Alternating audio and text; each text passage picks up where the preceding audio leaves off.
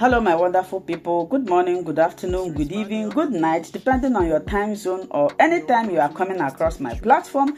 If it is your first time and you like what I'm doing in this platform, after watching, kindly subscribe, put on your notification bell to all notifications. In that way, you'll be able to know when we upload a new video. YouTube, I want to appreciate you for creating this platform for us to use to disseminate information. And I also want to put a disclaimer to all the content in Linda's TV show that we do not promote hate speech, violent or misleading information. Linda's TV show is here to inform, educate the members of the public. We do not instigate war. I don't like war. I don't like violence. I don't like misleading information. So you will never see me promoting those things here. Please take note. They are given to him by the Northerners. One, that he should arrest all the coupists and eliminate them. That was number one.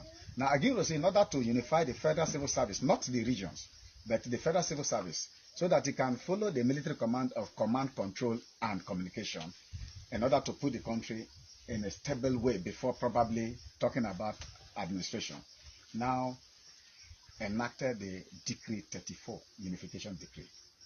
And this decree was one thing that led the Fulani-led government of the time that had a vacuum, because they never wanted the government to be handed over to anybody. You remember Ahmad Balo's comment, ruthlessly prevented not to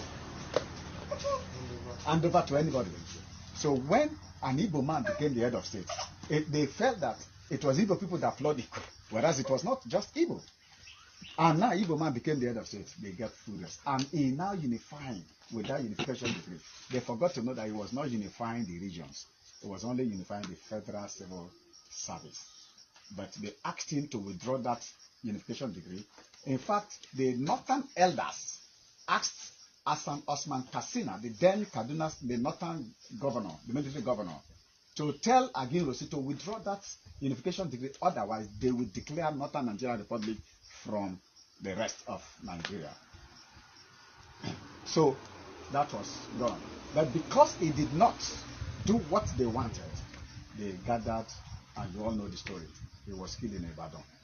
And a Nembe man also was killed alongside him. That Nembe man was the orderly to Brigadier Zakaria Maimalabi too, and was also an orderly aide-de-camp to Agin Rossi in the Congo War in 1960. That Nembe man was still the same Gustav Stephen.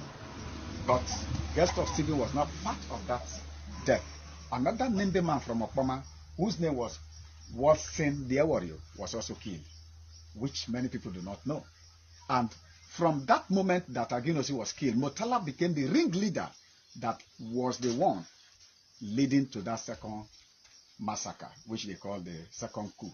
And when they killed him, they started killing people from barracks. They did not only do that. Every pregnant woman that is from this territory, if they catch you, they butcher you, bring the child, cut the head of the child like that. Some people, they put them with sticks, pin them with sticks, behead them, put the sticks on. These are things that were very gruesome, that they have hidden those histories. Now, at the time, Ojukwu was the head of state, was the governor of the Eastern region. So when the scenario unfolded, Ojukwu told Agin Rossi that he should be careful with using the North to be his aide. But Agin Rossi, being a patriotic man, the Igbos are very patriotic people. Sorry to say for others that may hate them, I don't care. But they are very patriotic people. Because of their patriotism, they were not seeing this danger. They were still talking about one Nigeria at the time.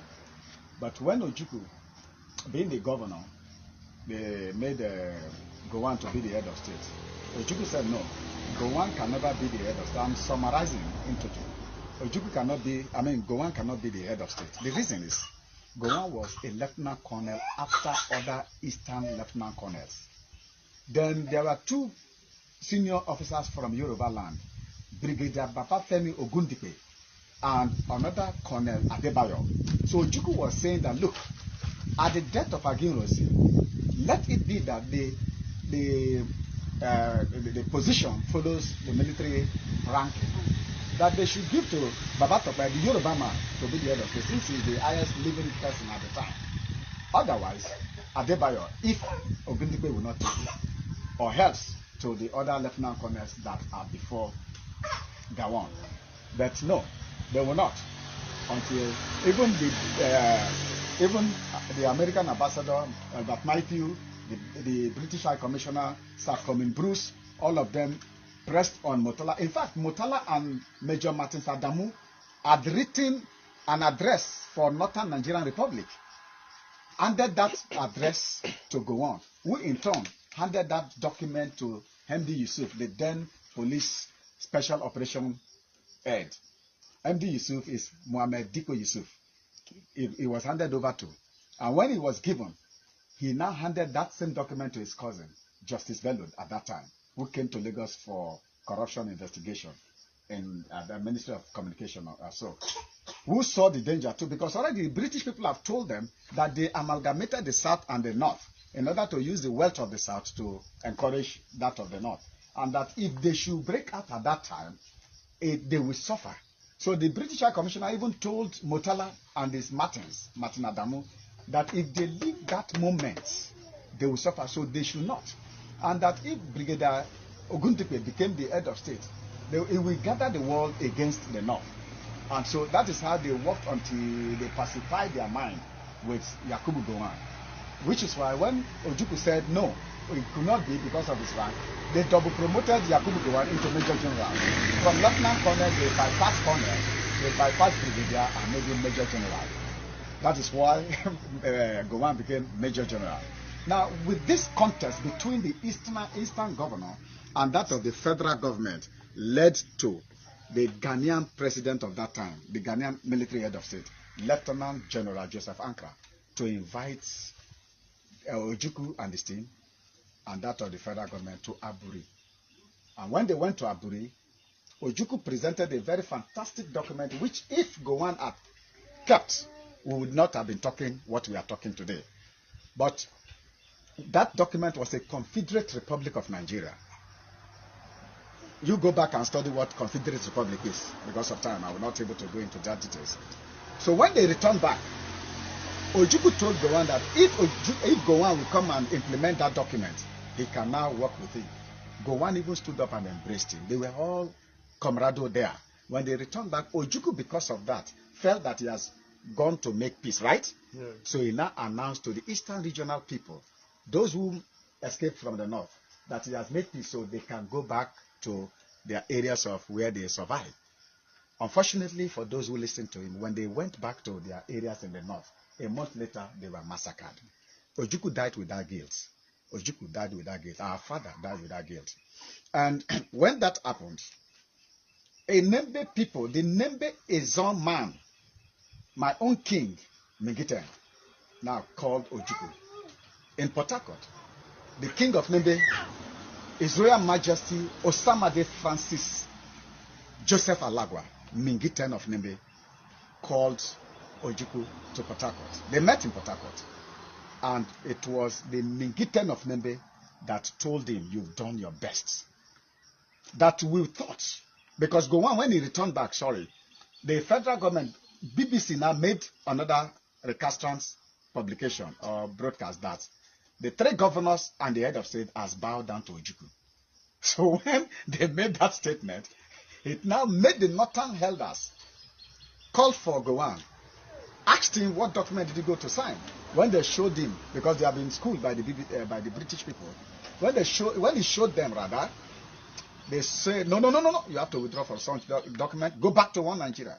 So out of that, Gowon went to the public, in his public address, said he cannot stand by that Aburi Accord, that go on with one Nigeria. So Ojukwu on his part said, no, on Aburi we stand. And because it became an impromptu thing, and at the point in time, they were still killing our people. They were massacring our people, even putting them in vehicles down to Port Harcourt, down to Onitsha, down to Umuahia, down to Aba. That is what they were doing. They had the free will. And because Gowon cannot stop them, which is the reason the Mingiten of Nembe now met Ojukwu, and the Portuguese called this extrusion of the southern part into the sea, Biafra. The Portuguese called that area Biafra, although Biafra existed long before them. Are you understanding? Yes. But in the modern nomenclature of this territory, which is why if you look at the old Nigerian map, from Bayelsa down to the east to Akwa Ibom, we have this as Bat of Biafra. Then from Bayelsa to the west, we have Bat of Benin. Then the old water is called the Gulf of Guinea.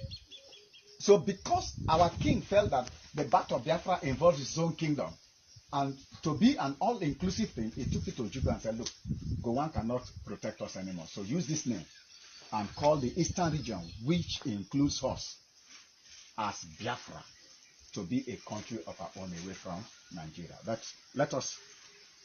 is one thing we have to mention here clearly. I'm mentioning this so that our Igbo cousins too will understand. Ojukwu did not wake up to just declare it, because he's a very trained historian and a senior military officer. So he asked my king, did you discuss this with your coastal elders? That's number one. Two, he told him that if he declares, the Nigerian side will wage war, because one, it was an impromptu thing that we never planned for, and that we have not even done international consultation. We don't even have money. But because when you together with me from the beginning to the end, like I said before, if you like what you see here, if you like what I do in this platform, as you have finished watching this video, please hit that red button that says subscribe and put on your notification bell to all notifications. In that way, you'll be able to know when I upload a new video. Share my videos, leave your comments in the comment section constructively. Until I meet your way again in my next video, I still remain your Linda's TV show. Bye-bye.